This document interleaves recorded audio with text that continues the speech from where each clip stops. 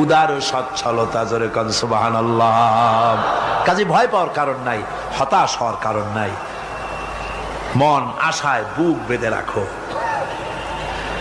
গুনাহ করেছো, হতাশ হয়েও না। যুবকদের গুনাহ করা স্বাভাবিক। ইউনিভার্সিটির ছাত্র, কলেজের ছাত্র, প্রফেসর, শিক্ষক, অফিসার ঘুষ খেয়েছেন, জিনা করা হয়েছে, মদ খাওয়া হয়েছে, মিথ্যা কথা বলা হয়েছে, যাই কিছু করেন না কেন ভয় পাওয়ার কারণ নাই, নিরাশ হওয়ার কোনো দরকার নাই।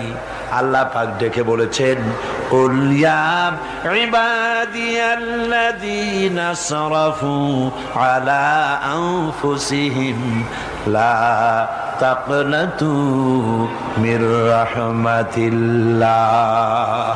আরে আমার আল্লাহর মতো এত ভালো আর কেউ আছে? এত দরদ আর কারো